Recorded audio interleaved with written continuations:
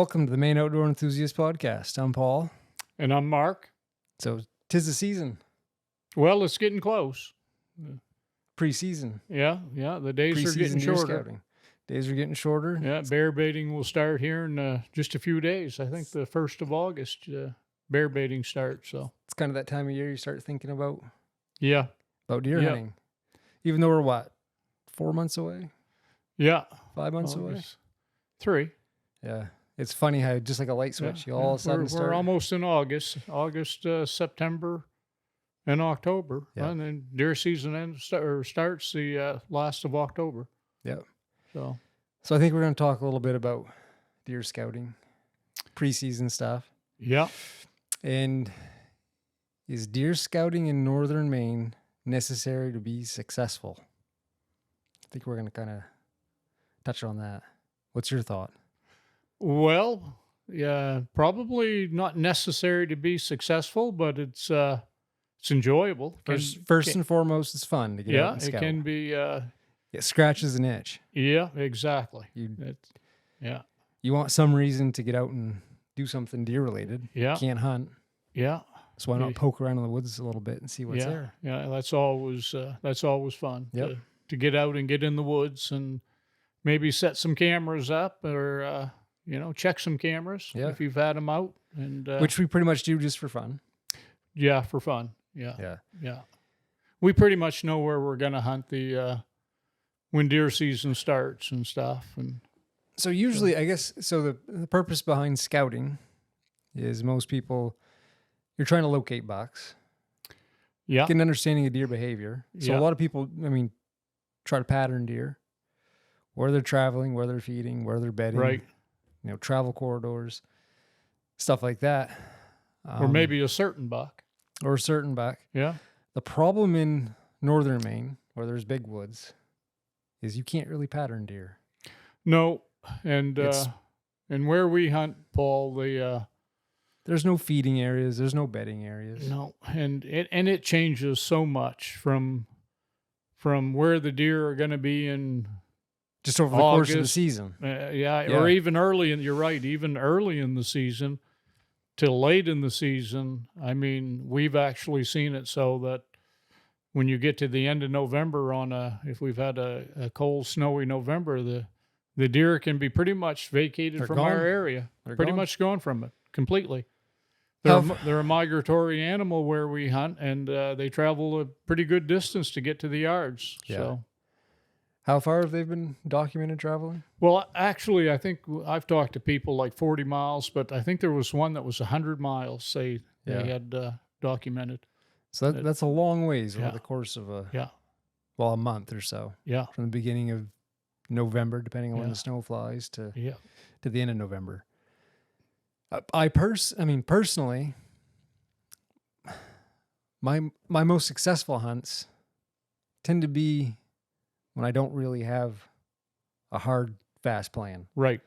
I don't know. Like, a lot of my successful hunts were days that I was like just on a whim. Maybe you went someplace new and you kind of roll with it, and you don't, because once there's snow on the ground, it could be anywhere that I end up hunting. We could be driving into a spot and there's a nice buck track. I'm gonna take that. I don't know where he's going. I don't know. Maybe it's an area that I have no idea about. So scouting in a scenario like that had basically zero effect on my success. You think of a deer that we shot, it's muzzleloader week, 2015, I think it was. Yeah. And that was last day of muzzleloader.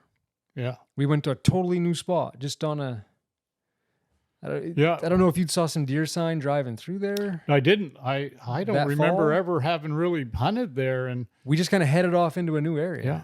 And there was a fairly good volume of deer going across one section. It was a trail, a deer trail.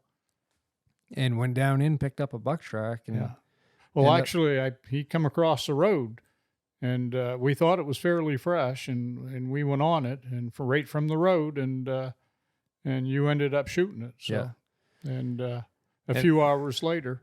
And that was just that area. Now since then we've hunted there and we've shot several deer there. Shot a number of deer in that same area. But that was the first time, and we were just traveling. And I remember going down and going over the tracks, and that's there's quite a few deer tracks right there, and backing the truck up and getting out and looking at them and saying, it looked like a pretty good track, and looked like it was fairly fresh. So we went on it, and you got it. Yeah, it was 180-pound deer, 8-pointer. Yeah, it had a broken main beam. Yeah. He was kind of all messed up. Yeah. There was a lot of sign down there. Yeah, you've got that on video too. That I do. Yeah. That was a unique hunt. And we've told the story before, but we got down in there and he was rubbing several trees. Yeah. Remember there were several rubs. Yeah. And then he kind of started making a beeline right out of the area. Yeah. And then we see what we were 90% certain were his tracks coming back on his tracks. Yeah. And he done an about face. Yeah. Didn't go very far and met up with a doe. So he must have caught wind of her. Yeah. And went right to her. Yeah. That was the end of it. Yeah. That was game over. Yeah. Yeah, that was a fun hunt. That was the last day of the year. But yeah, so scouting had zero to do with that hunt. And a lot of the good deer that I've shot, it was sometimes you'll get remember there was a buck on camera and it was a big 8-pointer. Yeah. And we'd had cameras up in this area for quite a while. And he just randomly showed up.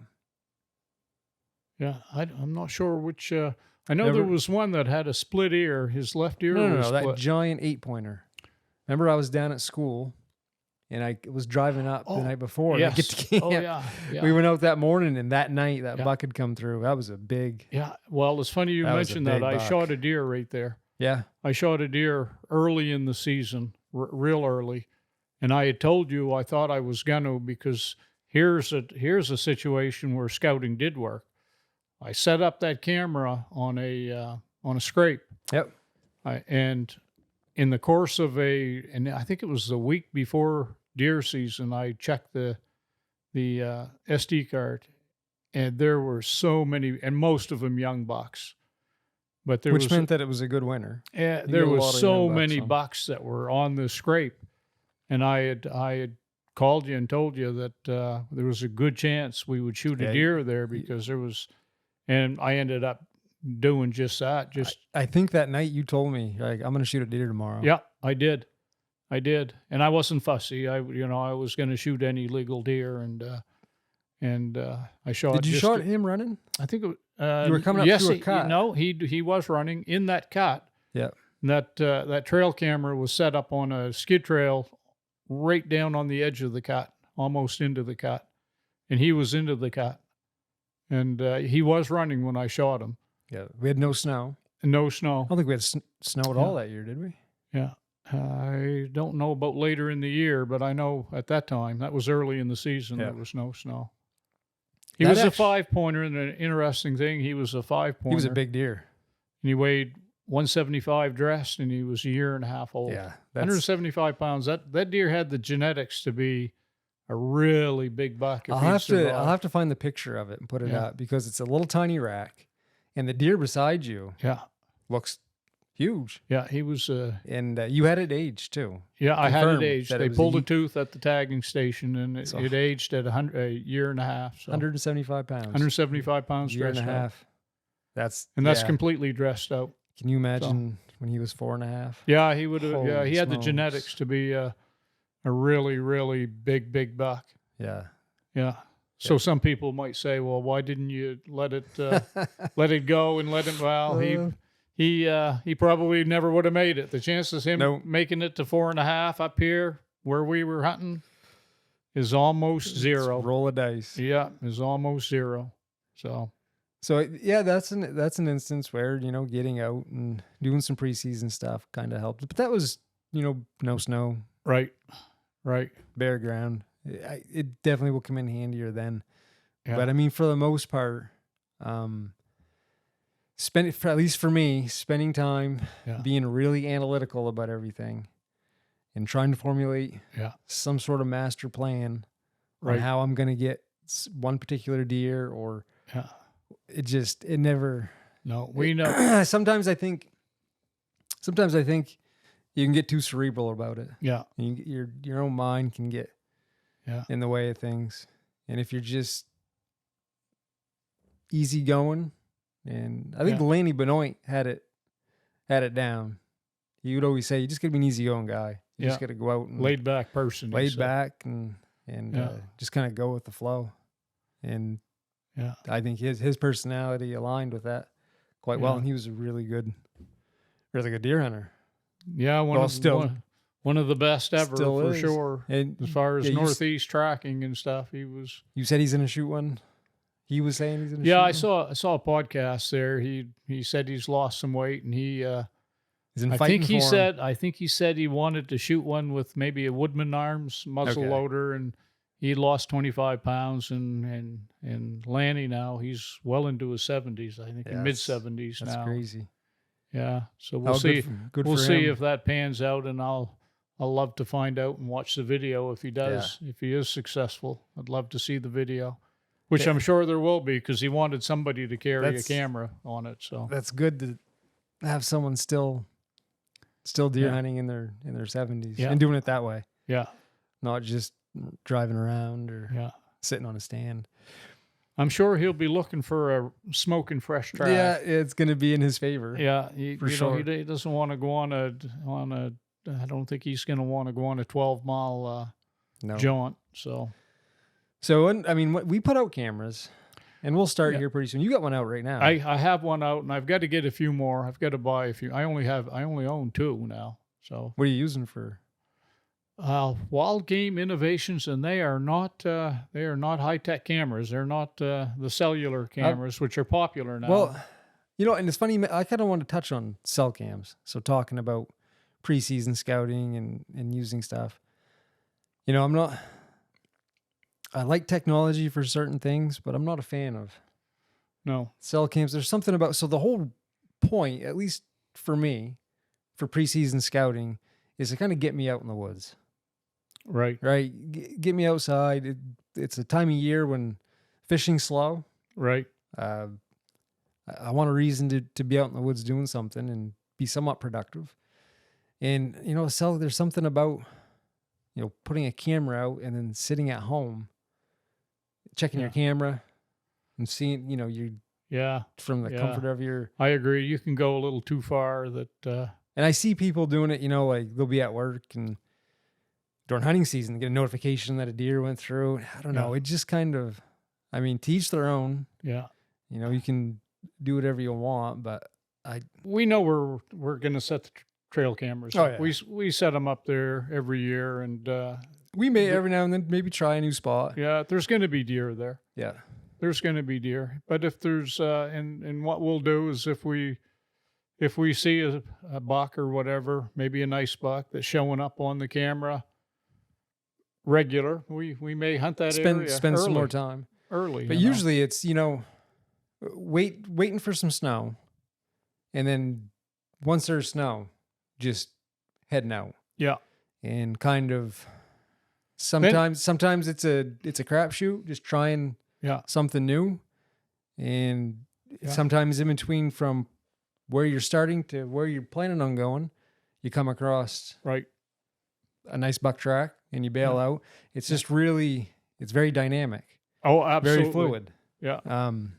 You look at it, you look at where he's going, when he went across. Maybe there's another road. Go check out, see if he's come out the backside of, because it's all blocks of wood where we hunt. There's no big woods. It's all blocks. And it's big woods as a whole, but it's fragmented. It's fragmented with lots of logging woods. So, when there's no snow, that's when some scouting may come in handy. But even then, I don't have a lot of time to really scout. And then you can't pattern the deer. So it's, and you can't get so analytical about it that, I've got a plan, a rock solid plan. And this is how it's going to unfold, because my God, they bed where they want to bed. They eat where they want to eat. Yeah. And they go where they want to go. Yeah. And probably one of the biggest things is, at least the areas we hunt, if you can find a pocket of does that are hanging out and staying put, there'll be bucks checking them. Yeah. And I've tracked a lot of deer that, especially if there's a kind of a few pockets of does that are staying put, not migrating out of the area, they'll kind of have this big loop that they do. Because remember, I shot a nice buck back in, it must have been 09. It was 09. There weren't many deer 08. that year. No, we had 09. We had 2 bad winters back to back. And the days that I tracked, I'm pretty sure the same deer 3 days in a row, he kind of had the same tendency. Travel route. You know, you got some pockets of does here and there that are staying put. That'll kind of keep the bucks in that area. But once they start to move out, right, the bucks are going to move out. Yeah. They're looking for a lady friend. Yeah. So they're going to pull them right out of there. And we see that, like you were just talking about earlier, when we get cold and snow early on. Yeah. Some of the bucks migrate a long ways to winter. And the thing with that, Paul, and then it kind of ruins your season. They migrate so early now. When the snow first, just a little snow, they start thinking about moving. Yeah. You know, it doesn't have to be a lot of snow. Or really cold, but they start moving when the snow starts coming. They start moving. So, and it's funny, you get on those migration trails when they're really migrating out of the area, and the only sets of deer tracks that you'll see going the opposite direction, are usually a buck track. Right. The does are headed south, and they oftentimes they don't come back. No, they're all headed south. So no, we joke. You'll see, it looks like there's thousands of deer in the area. Yeah. Because there's so many deer tracks crossing these migration trails, and they're all going one direction. Yeah. And you think eventually there's going to be the last one to go by here. Yeah. The last one that leaves the area. Yeah. Till springtime. So another thing that this time of year that, you know, you kind of want to get in the zone for things is I start going through gear a little bit. Yeah, it's fun. Start going through stuff that I maybe need to replace, stuff that I don't use anymore. Yeah. And kind of clean things up. Because I'll be honest, my packs are basically the way I left them from last deer season. Yeah. There's still wrappers in them. There's still spruce needles, pine needles all through them. So, matter of fact, I just bought something that came the other day. Want to see what it is? Sure, of course I do. Oh, you get I was just going to mention that. Those are back out on the... Oh, isn't that nice? Now, they did what I was talking about, Paul. They put they got a wider strap. Yeah. Plus. So if anyone doesn't have video, they're not watching this. I just bought one of the new Big Woods Bucks belt packs. Yeah, and you got the smaller one. Because I have the large one, the original. That is a little too bulky for what we, that is nice, Paul. Hangs off the backside, the big one. Yeah. I like that. I mean, it served us well. You've got the same one that I bought. I think I bought you yours. I bought. You both did. Of them you got it for my birthday, and you gave it to me early. Yeah. Before we went to deer camp. Yeah. My birthday's December 7th, and you had given it to me. I think it was just before Thanksgiving week. Yeah. So actually, I got a video coming out on that. Yeah. It should be this week. I did a review and a comparison to the what I'll call the original Big Woods belt pack. But, you know, you bought us belt packs way back in the day. Yeah, I've got a couple of them, yeah. And it really was a great idea. Yeah. It was, and those were simple. They were one compartment. Yeah. And... yeah, the first one I bought was the Cabela's, and I still have it. It's blaze orange, and it's fleece. Fleece, you know. Yeah. But the kicker was there was a lot of belt packs on the market, but none of them that were really targeted towards like a Northeast, someone who's going to track deer. Right. They were made out of nylon. They had a lot of pockets. They love putting water bottle holders on all these belt packs for hunting. Yeah, and I have one of those, an LL Bean one that has... anything that you have with open pockets, whether it's a jacket, that fills up with needles and stuff so quick, sticks. And so when Big Woods Bucks back, I forget how long ago, when they came out with the original one, I was tickled pink. I'm like, this is perfect. And it wasn't, there was some, like we talked about, there was some, nothing's perfect, but strap was a little thin. Yeah. hung off your backside. It was a little too large for what I would use because I don't carry that much gear. But it worked well. And at the time, I loved the fact that it had a GPS pocket in it. Yeah, this one doesn't have that. It doesn't, because I don't use a GPS anymore. Yeah. So that's what, I guess they call that the Nuna. I'm not sure what Nuna stands for. No. I guess I actually looked at it. It's Korean for big sister. Oh, yeah. Or old sister. I don't know. Yeah, I like the feel of it. It feels like good material, Paul. Feels like it's a little different than the stuff that they had from Silent Predator. Yeah, and I like the size, and I like the. I'll be honest. I didn't care for the Silent Predator wool. Yeah. I didn't think it was the greatest stuff, but so yeah, that'll be a little easier to tuck under the jacket, and I should have bought one for you. No, if I need one, I'll. Probably $100. $100 for that one, and the bigger one is $130. Yeah, I think mine was 95 right around 100. We'll say it was under 100. It was under 100. Yeah, I think it was 95. Was it? I couldn't remember if it was 75 or I bought two of them, so I don't recall exactly what the price was, but I was happy with them. And there's nothing else really like that on the market. No. There's a bunch of they designed it for the Northeast Tracker for what we do and stuff. And so I just put some gloves in it just to fill it out. Yeah, yeah. Give it some form. But yeah, I find, I'm glad they're making them again. Because. And boy, you don't see that very often, Paul. What's that? Made in the USA. I know. I like that tag on there. Wow. Yeah. Yeah. So I think for $100, it's reasonable. Yeah. Especially considering today's everything costs an arm and a leg. Yeah. I feel like you can't do anything nowadays for under $1,000. No, well, you're right. Everything's ridiculously expensive. Yeah. The price of everything is through the roof. So they've got the bigger one, which I think is basically the same size as that one. Exactly. And it has the one we have, the older one. And it has shoulder straps and stuff like that. Which I've talked about this before. I don't like anything on my shoulders. Right. You pull up a gun, at least for me, I don't like. It just doesn't feel organic when I pick up a rifle and I have something on my shoulders. Plus, if you've ever tried to walk through the woods, going under blowdowns and stuff with something on your shoulder, I don't know how people wear a backpack. Yeah. Tracking, and they do. Yeah. I don't know how.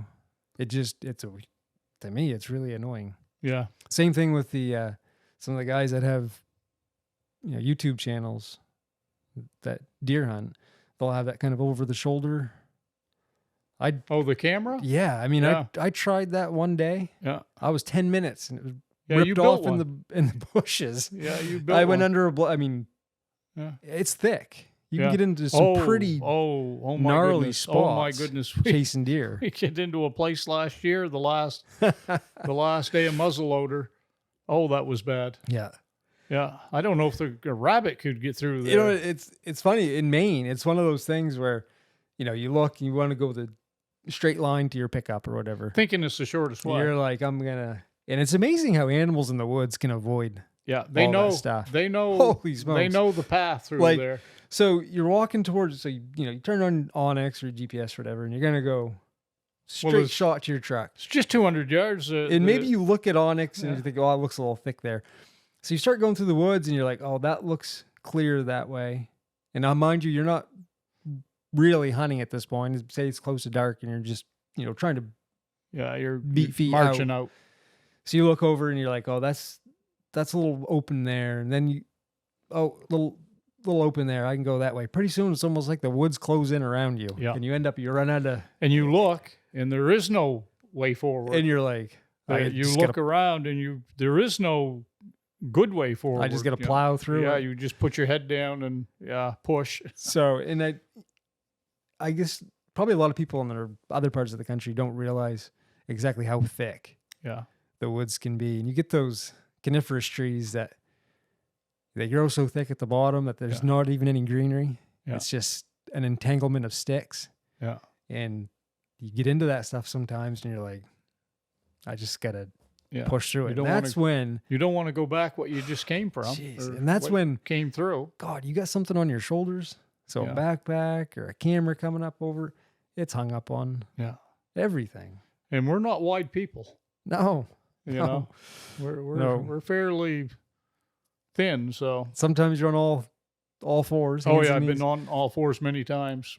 Tracking deer, and you wonder, how did they get through there anyway? With a rack, you know. Yeah.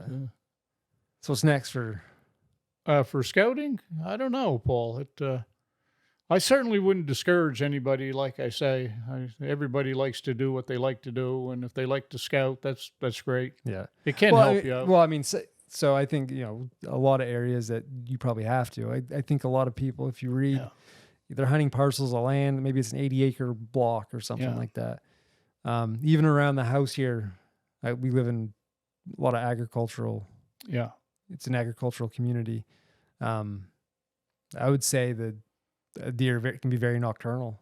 And stuff around here. It's kind of a different beast. Yeah, in town, agricultural lands, but specifically talking like big woods, it's not important to be successful.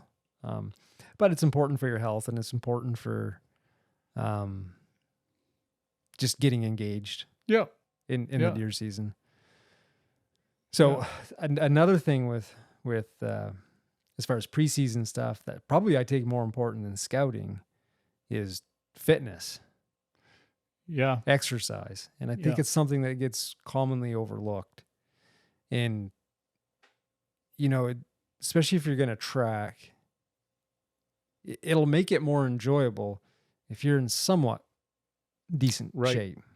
You know, you watch people like the Benoits, they did it well. I honestly did it don't hard. know how I don't know how those guys, because they certainly didn't look like they were in any type of shape to walk 10 or 12 miles, and those 10 or 12 miles are tough miles when you get in the woods. And we were talking about the not only the terrain, but the thickness of the woods and stuff.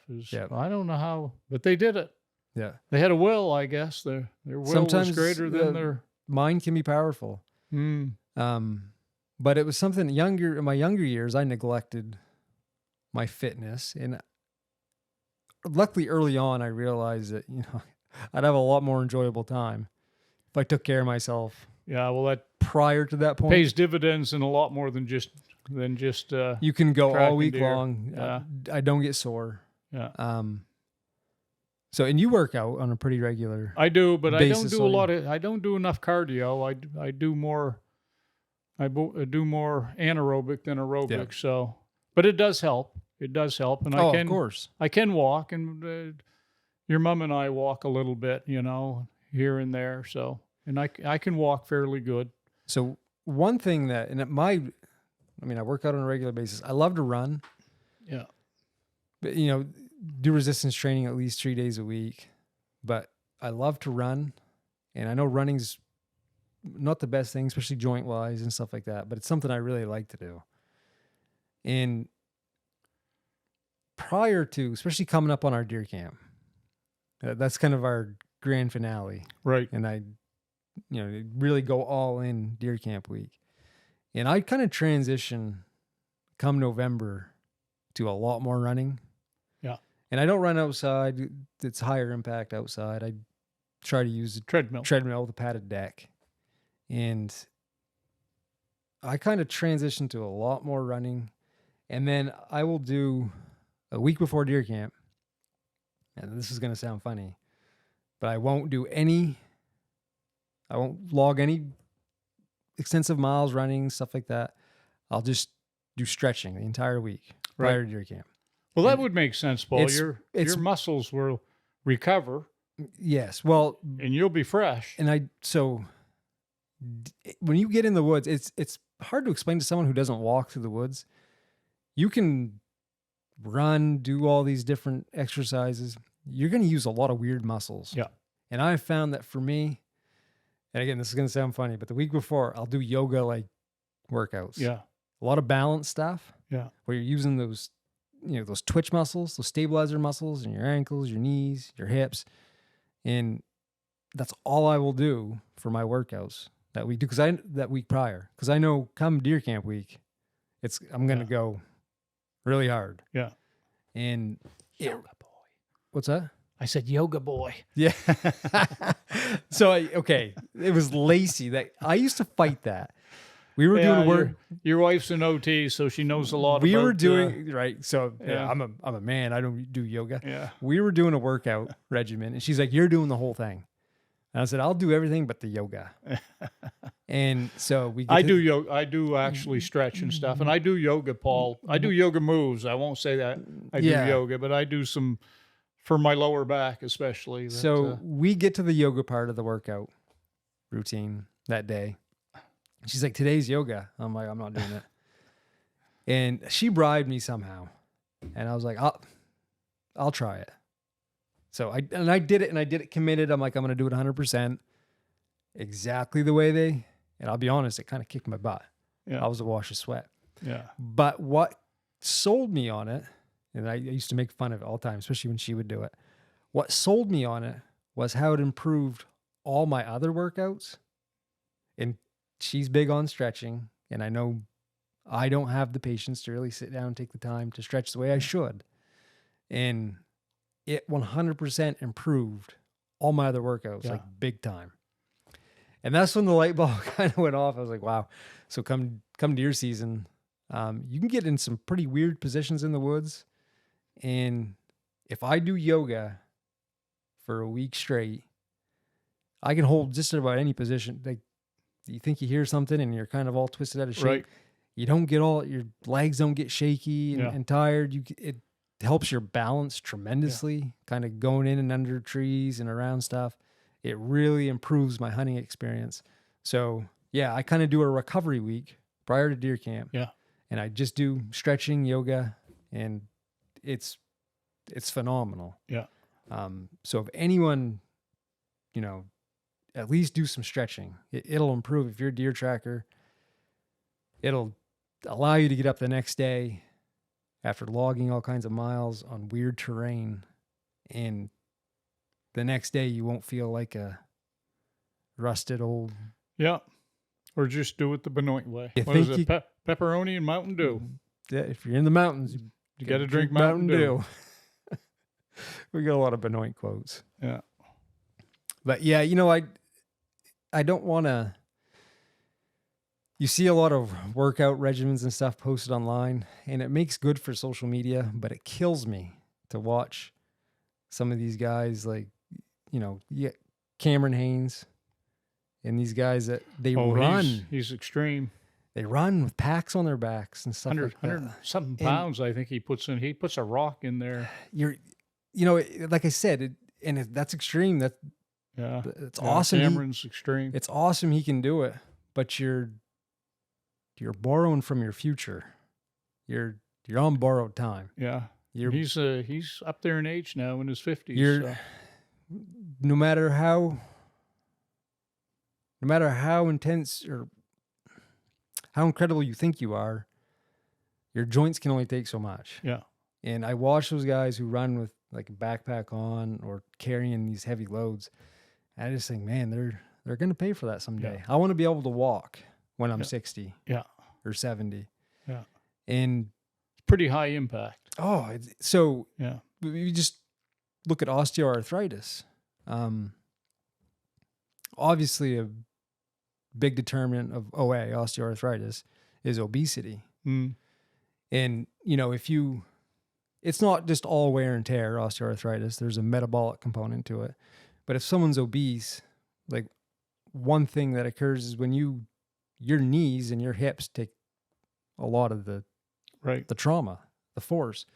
And anytime you come down on one leg, it ends up being like 10 times the amount of force on that joint.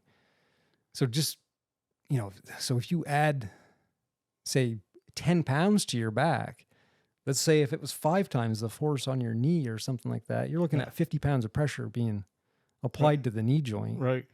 And it's going to catch up with you. Yeah. Eventually. So it kills me to watch people with these heavy loads running and doing these high, even though they're in great shape. Eventually their joints are going to be demolished. And then you look at the mechanics of it too. Like Lacey will get big on, my wife's an OT. So she's big on the mechanics of, everything being even and balanced, and Right. and if things are out of whack, how they'll wear on one joint versus the other, put more strain on one side versus the other, and stuff like that. So you're carrying a bag over your shoulder running, you're off kilter. Right. Lord knows what your gait's like, and it kills me to watch that. So I try to minimize, the high impact stuff, because I want to be able to do this for a long time. Right. But into your 60s. Yeah. Yeah. And, look, there's no denying that if you look at, like I said, it makes great reels and stuff on social media. But if you look at Division I athletes, for instance, most of them, when they're, they've played high performance sports, top of their, right. And you look at them when they're older, the knee replacements, right, shoulder replacements, arthritis through the wazoo. Yeah. And you're going to pay a price. I think of my brother-in-law, Kenny. He played Division I football. He played football, and I think he said he had 16 knee operations. He said 3 knee replacements. And he's had 3 knee replacements. And he only have 2 knees. So so after one's a been while, done twice. the operations just there was no more to be done, and it was replaced. And he's had 3 replaced. So they had to do 1 twice. So think about your future before you go out running with a 50-pound backpack on your back and running through the woods. But, so exercise is, preseason for me is exercise is big, and both physically and mental fitness. Yeah. There's a huge mental component to deer hunting, and keeping your mind sharp and in the game is good for anyone, whether you're a stand hunter, a deer tracker, a stalker. If you can keep your focus, you're good to go. Well, does that pretty well cover scouting? So I guess in short, you don't need to scout to be successful, but it sure is fun. Yeah, it should. Yeah, like I say, you don't want to discourage anybody if they like to do it. No, and I should clarify, you don't have to scout to be successful in big woods. Yeah. Yeah, other areas. This isn't Ohio. No. But it's fun. It gets you in the gear, scratches an itch. Yeah. And just going through gear gets me kind of satisfies that itch of deer season. But you're starting to see everyone stuff on social media and stuff. Everyone's starting to post stuff about deer hunting and getting ready. Kind of everyone kind of at the same time starts to get the same feeling. Yeah, well, like I say, bear season is coming up, I think. And I kind of hate it because I don't want to rush summer. They're short enough as it is up here. I don't want to rush as much as I love it and I want it to get here. I don't want to rush it getting here because, my God, it's over so quick. I don't want to rush anything because, well, I'm almost 65, so we certainly don't want to rush our days away. No. So they go fast enough as it is right now. Yeah, they do. So, yeah. But anything else you want to? No, I can't think of anything else other than shooting a rifle, which I'm guilty of that, Paul, not shooting enough. No, and I've kind of made a commitment, although it's a pellet gun with a scope, and I've gone out and I've shot it just to be familiar with the mechanics, trigger pull, holding it, offhand. Well, you've got the perfect little gun for plinking to get ready for deer season. You've got a little 22 pump. Yeah. I haven't shot, but I. What was it? Is that a Remington? Yeah, Model 121 Fieldmaster, I think. Yeah, That's old Remington pump. Yeah.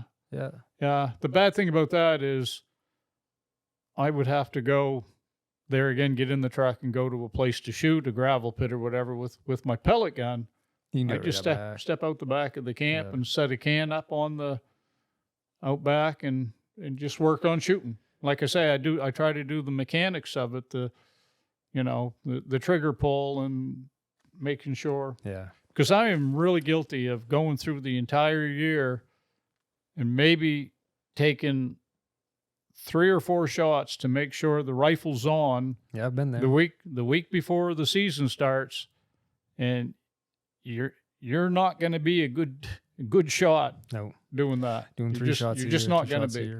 And I'm not. I'm not a good shot. And you're going to lose some opportunities by, neglecting that part of your off-season program. So I wouldn't say you're not a good shot.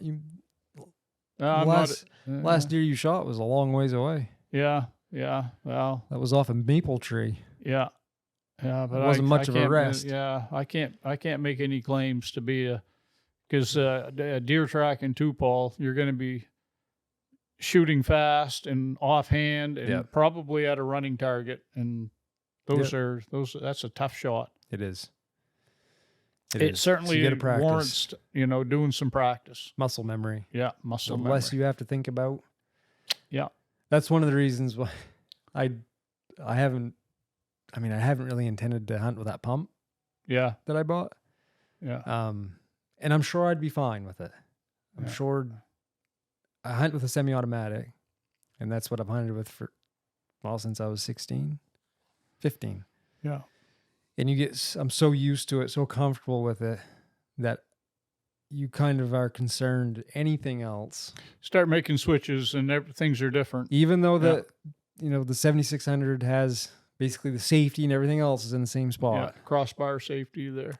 Running the pump. Yeah. And I'm sure I'm like 99.9% certain I wouldn't have an issue. But I just don't want to take a chance on. Usually get one chance a year. And I don't want to take a chance of flubbing something up. Yeah. Because I wasn't that familiar with the gun. You can put a lot of time and a lot of effort for one chance, and you don't want to mess it up. So I have a hard time taking out the pump. I'll keep it as a backup in case something ever happens to the semi-automatic. I have something else that because I'm also not one that I don't own a lot of guns. I don't want to own stuff I don't use. Right. I'm not a collector of things. So if I buy something, my intent is to use it. Right. And it'd be more of a tool for me than just for me to say that I have something. Yeah. And the pump, I would love to use the pump, but I'm still a little trigger shy, I guess, no pun intended. I guess, I guess the reason why would you change? You know? Yeah.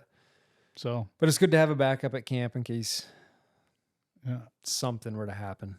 Yeah. To the gun I have it, because that always sits in the back of my head. Sometimes when we'd be at camp, I'd be like, boys, I don't have a plan B. Right.